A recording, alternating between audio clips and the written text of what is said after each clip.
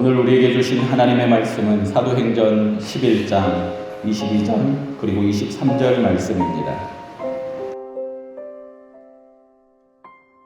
예루살렘 교회가 이 사람들의 소문을 듣고 바나바를 안디옥까지 보내니 그가 이르러 하나님의 은혜를 보고 기뻐하여 모든 사람에게 굳건한 마음으로 주와 함께 머물러 있으라 권하니. 아멘.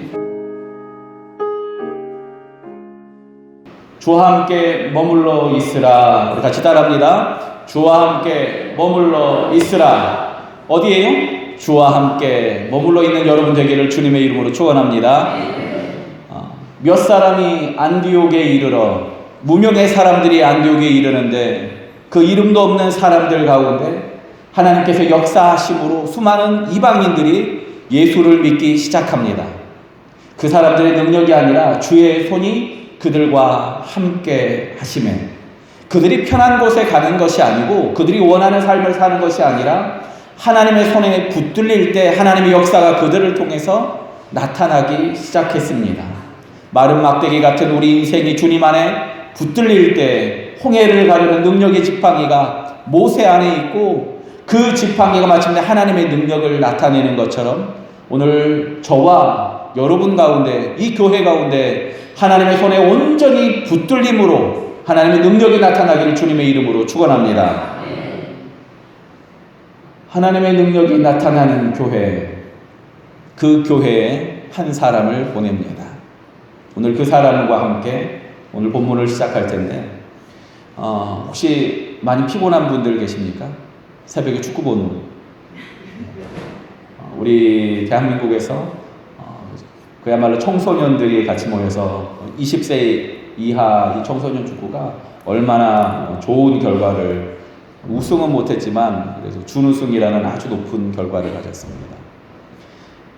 사실 1956년에 제1회 아시아컵 대회가 있을 때 우리나라는 그때 우승했습니다. 2회도 우승했습니다. 1956년이니까 뭐 얼마나 오래전입니까? 별로 못하는데도 우승했으니까 사람들이 다 그렇게 생각했습니다. 월드컵도 아닌데 뭐 이까짓 거 맨날 하겠지. 그런데 그리고 나서 52년 동안 우리나라는 한 번도 우승한 적이 없습니다. 그러니까 사람들이 1회 때 우승했던 걸 생각하면서 1회 대회 때 우승했던 그 우승컵 되게 우습게 여겼거든요. 함부로 뒀는데 이제 찾는 겁니다. 그렇게 귀한 건 줄 몰랐거든요.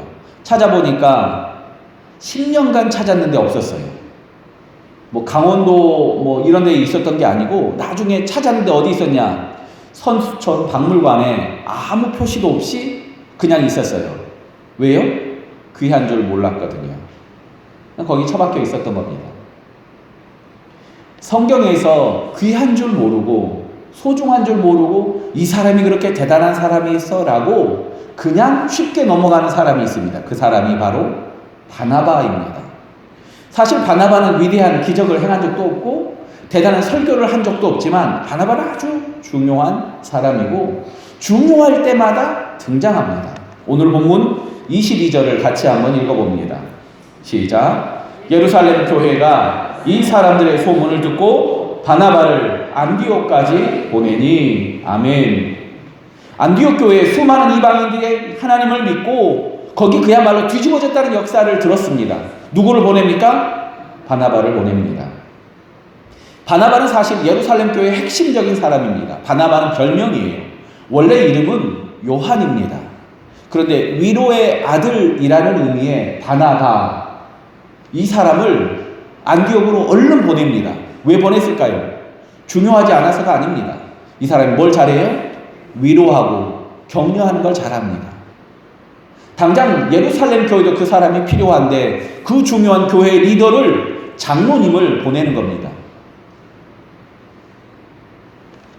사실 사도행전에 우리가 아는 유명한 사람, 사도 몇 명이나 나옵니까? 사도 베드로 말고 다른 사도의 이름은요 거의 등장하지도 않습니다. 그런데 그 중요한 사건마다 누가 나오냐? 바나바가 나옵니다. 바나바는 사울이 다메섹에서 예수님 만나서 돌아왔는데 이 사울이 혹시 속이는 건 줄 누가 알아? 목숨을 걸고 예루살렘 교회에 소개해 준 사람이 누구냐? 바나바입니다. 나중에 우리가 몇 주 후에 보겠지만 이 사울을 다시 예루살렘으로 안디옥으로 데리고 온 사람이 누구냐? 바나바입니다. 바나바의 조카가 있습니다. 마가복음의 저자인 마가입니다.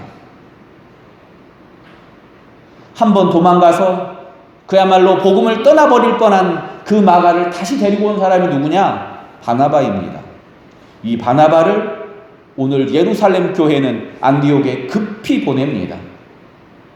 왜 보낼까요? 안 중요해서가 아닙니다. 중요한 사람인데 보냅니다.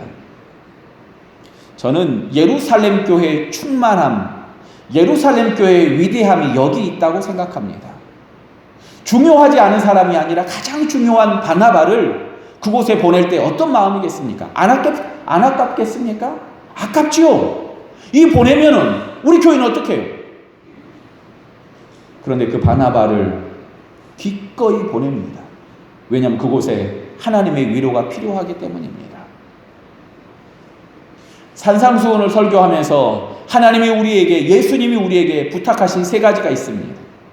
구제, 기도, 금식. 이 세 가지 꼭 해라 하고 우리한테 부탁하셨어요. 뭐 하라고요? 구제, 기도, 금식. 근데 우리가 아는 구제, 기도, 금식이 아니라 제대로 하라고 합니다. 구제가 어떤 게 진짜 구제냐? 내가 돈이 있어서 돈을 주고 내가 힘이 있어서 힘을 나눠주면 이게 구제냐? 그게 아니라는 겁니다. 진짜 구제는 누가? 그 사람이 필요한 것, 그 사람이 당장 필요하고 중요한 것, 그걸 나눠주는 게 구제라고 합니다. 예루살렘 교회에 진짜 필요한 사람. 하지만 안디옥 교회에 지금 절실하게 필요한 사람. 왜냐하면 수많은 이방인들이 예수를 믿고 오기 시작했어요. 이 이방인들을 향해서 누군가 세워주고 정착을 잘할 수 있도록 도와줘야 되잖아요. 그래서 바나바를 보내주는 겁니다. 그러면 예루살렘 교회는 어떻게 됐겠습니까? 바나바의 빈자리, 그 큰 자리 어떻게 됐겠습니까? 하나님이 이 빈자리를 메꿔주시고 하나님이 이 바나바 대신에 다른 새로운 리더들을 세워주셔서 예루살렘 교회가 든든히 서가도록 도와주십니다. 이것이 구제의 원리입니다. 하나님께서 우리에게 충만하게 주심을 믿기에 우리가 기쁘게 그 사람이 필요한 거 내던지는 겁니다. 우리가 어떻게 헌금할 수 있습니까? 여러분, 헌금하면 안 아깝습니까? 헌금하면 아까우면요, 정말 부탁인데 하지 마세요. 왜냐하면 그 마음이 아닙니다. 하나님이 우리에게 충만하게 주실 것을 믿기에 기쁘게 내어드리는 헌신, 기쁘게 내어드리는 재정이 주님이 진짜 기뻐하는 헌신이요 재정인 겁니다. 충만함이 여기서 시작하는 겁니다. 초대교회가 위대한 이유는 한번 성령이 임함으로 끝나는 것이 아니라 성령의 충만함이 있었습니다. 뭐가 있었어요? 성령의 충만함. 충만하다는 것은 그냥 컵에 물이 잔잔하게 차고 가득 차는 게 아니라 어떤 겁니까? 넘치는 것을 충만함이라고 합니다. 성령의 충만함. 성령이 그들에게만 있는 게 아니라 어떻게 해요? 충만함으로 넘치는 겁니다. 사람도 충만합니다. 은혜도 충만합니다. 재정도 충만합니다. 그런 분 되기를 주님의 이름으로 축원합니다. 충만하면 멈출 수가 없습니다. 그래서 예루살렘 교회는 바나바를 보냅니다. 편안함으로 멈출 때 우리 신앙이 썩게 되고, 불기둥과 구름기둥을 따라가지 않고 멈출 때 그때 이미 그 자리가 편안한 자리가 아니라 불순종의 자리임을 우리는 기억해야 됩니다. 바울과 다윗이 밧세바를 간음하는 사건에서 결정적으로 다윗이 밧세바를 간음하던 그 장면에 범죄의 계기가 뭐냐? 범죄의 계기는요, 우연히 다윗이 봐서가 아닙니다. 그 전에 이미 뭐가 시작되냐면요, 왕들이 전쟁터에 나갈 때에 다윗이 왕궁에 있더니 라고 성경은 얘기합니다. 왕들이 전쟁터에 나가던 그 자리에 다윗은 전쟁터에 안 나가고 어디 있어요? 왕궁에 있었던 겁니다. 자기 부하들은 다 보내놓고. 거기서부터 다윗의 죄악은 시작됩니다. 하나님의 이름으로 싸우는 전쟁터가 오히려 다윗이 사는 자리고, 하나님의 이름 없이 편안하게 쉬던 왕궁이 다윗이 범죄하며 넘어지던 결정적인 계기가 되는 겁니다. 다윗의 죄가 어디서 시작합니까? 밧세바를 가늠하는 그 장면에서 시작하는 게 아닙니다. 왕들이 전쟁터에 나갈 때 왕궁에 있을 바로 거기부터 시작되는 겁니다. 예루살렘 교회는 가장 중요한 사람인 바나바를 기쁘게 보냅니다. 왜냐하면 하나님이 충만케 하시거든요. 충만케. 한 번이 아니라 계속해서. 그리고 그 충만한 사람 바나바가 거기 가서 권면하는 내용도 아주 기가 막힙니다. 23절 어떻게 권면하는지 한번 우리에게 하는 권면으로 같이 읽어봅니다. 시작. 그가 이르러 하나님의 은혜를 보고 기뻐하여 모든 사람에게 굳건한 마음으로 주와 함께 머물러 있으라 권하니. 아멘. 굳건한 마음으로 주와 함께 머물러 있으라. 굳건한 마음으로 주와 함께 머물러 있는 성도 되기를 주님의 이름으로 축원합니다. 여기 바나바가 하는 이야기는 아주 간단합니다. 권합니다. 바나바는 사실 여기 이 본문 원어의 시제를 보면은요, 그냥 한 번만 하고 끝나는 게 아닙니다. 만날 때마다 권합니다. 뭐 하라고요? 굳건한 마음으로 주와 함께 머물러 있으라. 주와 함께 머물러 있으라. 굳건한 마음으로 떨어지지 말고 계속해서 붙어 있으라 얘기하고 있는 겁니다. 단 한순간도 쉼없이 주와 함께 머물러 있으라 얘기하는 바나바의 이 마음, 이게 무슨 말이냐면요, 성령의 충만함을 받으라 이 말하고 똑같은 겁니다. 굳건한 마음으로 주와 함께 머물러 있는 교회 되기를 주님의 이름으로 축원합니다. 성령의 역사는 한 번 이 마음으로 끝나면 안 됩니다. 어떻게 해야 됩니까? 충만함으로, 굳건한 마음으로 주와 함께 붙어 있어야 되는 겁니다. 예수님이 광야에서 시험 받을 때를 보면요, 40일 금식 기도가 끝나고 시험이 옵니다.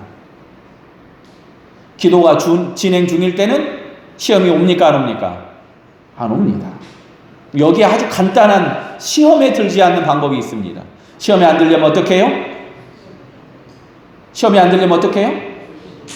기도하면 됩니다. 언제예요? 항상. 그래서 예수님 우리한테 부탁하지 않습니까? 항상 기도하고, 범사에 기도하고, 쉬지 않고 기도하고. 항상 기뻐하라, 쉬지 말고 기도하라, 범사에 감사하라. 이게 기도입니다. 기쁨으로 기도하고, 범사에 기도하고, 우리가 하나님 앞에 이렇게 나가는 겁니다. 이는 그리스도 예수 안에서 우리를 향하신 하나님의 뜻이라고 우리에게 부탁하는 겁니다. 멈추지 않고 충만한 은혜. 한 번이 아니라 계속해서 하는 주님의 은혜. 저는 지난 월요일부터 수요일까지 교단 수련회를 다녀왔습니다.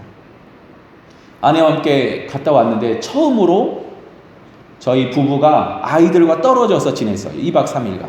그러니까 애들이 보고 싶지요. 그래서 제가 오랜만에 이 사랑의 마음을 표현하고 싶었어요. 그래서 중학교 1학년이 딸한테 얘기했어요. 유민아, 사랑해. 그랬더니 유민이가 뭐라고 그래요? 저는 아빠 나도 사랑해 이럴 줄 알았어요. 그런데 얘기해 줍니다. 뜬금없이 난 분명히 좋은 마음으로 내 사랑을 이렇게 고백했는데, 분명히 책에는 그렇게 안 해. 그렇게 하면 뭐 이쪽도 사랑에 반응을 하겠다. 뭐 이렇게 책을 읽었는데, 역시 책은 책입니다. 뜬금없이 한 번 해서 그런가 보다. 그리고 나서 그 이후로 기회 있을 때마다 지난 한 주 동안 사랑을 열심히 표현했더니 유민이가 항상 그때마다 저를 쳐다봅니다. 어떤 마음으로 쳐다볼까요? 이 사람이 왜 그러나? 엄마, 아빠 왜 그래? 라고 엄마한테 물어보더라고요. 한 번 해서는 안 되는 것 같습니다. 어떻게 해요? 계속해서. 이게 익숙해질 때까지. 효도도 마찬가지 아닙니까? 돌아가시기 전에 한 번 잘하면 이게 효도입니까? 아니지 않습니까? 매일 우리의 마음을, 그 사랑을 표현하는 게 효도 아닙니까? 하나님이 이스라엘 백성을 출애굽해서 데리고 갈 때 홍해를 건너는 기적도 놀라우신데, 홍해를 건너서 하필이면 왜 광야로 갔는지,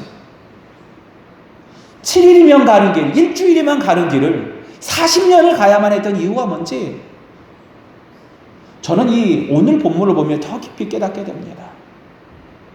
그냥 한 번 기적을 행하고 한 번 하나님을 찬양하고 이게 끝이 아니라는 얘기입니다. 40년 동안 너희 뭐해라? 낮이나 밤이나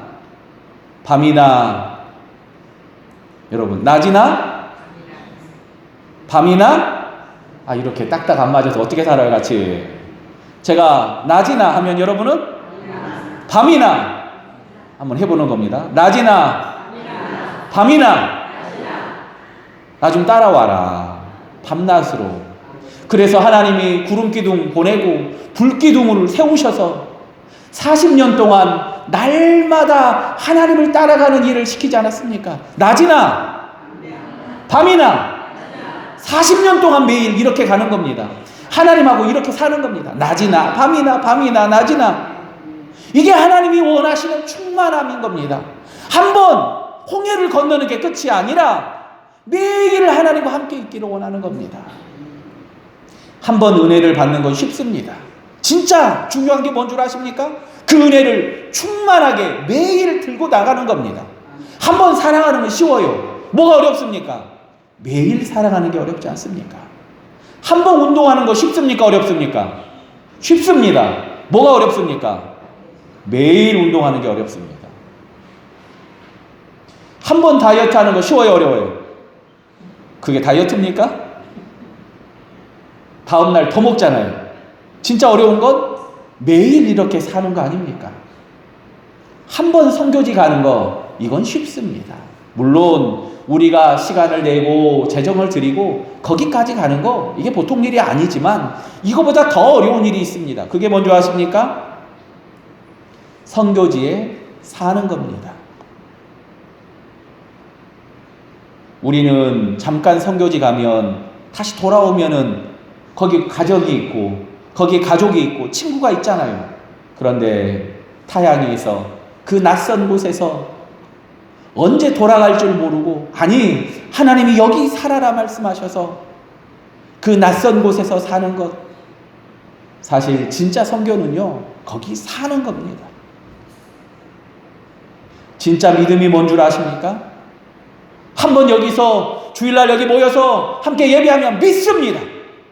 기도하는 게 아닙니다.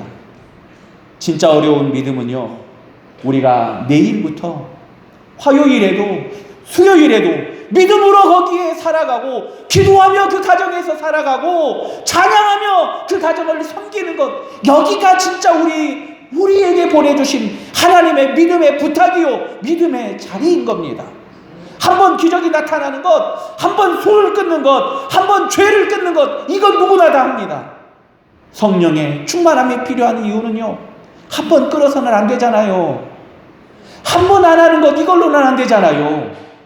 한번 내가 더러운 말을 안 하고 한번 불평을 안 하는 것이 문제가 아니라 매일 우리의 삶에서 성령의 충만함이 나타나야 하고, 매일 우리의 삶에서 하나님의 은혜가 나타나야 하는 겁니다. 죄는 언제 시작합니까? 기도가 멈출 때. 죄는 언제 시작합니까? 말씀이 멈출 때, 찬양이 멈출 때, 그때 시작하지 않습니까? 충만하다는 얘기는요, 죄악이 들어갈 자리가 없다는 얘기입니다. 우리 마음 가운데 성령이 충만함으로 뭐가 들어갈 자리가 없어요? 죄악이 들어갈 자리가 없게 하는 것. 적당히 겸손하고 적당히 열심히 하고 적당히 기도하는 것이 아니라 날마다 우리가 주님 앞에 기도하고 깨어서 하나님의 말씀 가운데 살아야 되고, 새벽 예배를 하더라도 그냥 한번 생각나서 오는 게 아니라 하나님의 말씀에 깊이 있게 달려가는 바로 그 마음이 필요하다는 겁니다. 사탄은요, 당장 불을 끄지 않습니다. 왜냐하면요, 당장 불을 끄면 더 뜨겁게 타오를 것을 압니다. 그래서 사탄은 불을 끄는 대신 어떻게 합니까? 잘하네, 적당히 해. 기도 어떻게 해요? 적당히 하고. 봉사는요, 적당히 하고. 목숨 걸지 마. 굳이 그렇게 살아야 돼? 이게 사탄이 우리에게 말하는 것이 아닙니까? 우리는 적당히가 아니라 성령의 충만함으로 조금 더 깨어서 기도하고, 한 번만 더 주의 말씀을 암송하고, 한 번만 더 찬양하고, 기회 있을 때마다 우리가 주님의 말씀을 상고함으로 우리 가운데 주님의 사랑이 충만하도록 하는 것이 필요한 겁니다. 그래서 굳은 마음으로 주와 함께 머물러 있으라 바나바가 부탁하는 겁니다. 이제 막 예수를 믿은 이방인들에게 너희가 뭘 더 잘하려고, 뜨겁게 하려고, 대단한 기적을 행하려고 할 필요 없어. 뭐가 필요한 거예요? 굳은 마음으로 주와 함께 머물러 있으라. 잠시도 떨어져 있지 말고 계속 이 은혜 가운데 있으라는 겁니다. 이따 여러분 집에 갈 때도 굳은 마음으로 주와 함께 머물러 있고, 월요일에도 주와 함께, 화요일에도 주와 함께, 낮이나 밤이나 주와 함께 머물러 있으며 주님의 은혜가 충만한 성도들 되기를 주님의 이름으로 축원합니다. 우리 같이 찬양하며 주님 앞에 나갑시다. 찬송 384장입니다.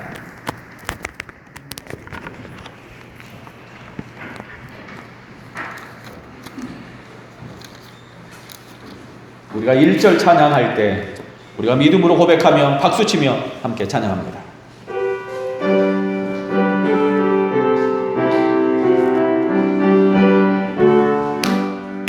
나의 갈 길 다가도록 예수 인도하시니 내 주 안에 있는 긍휼 어찌 의심하리요. 믿음으로 사는 자는 하늘 위로 받겠네.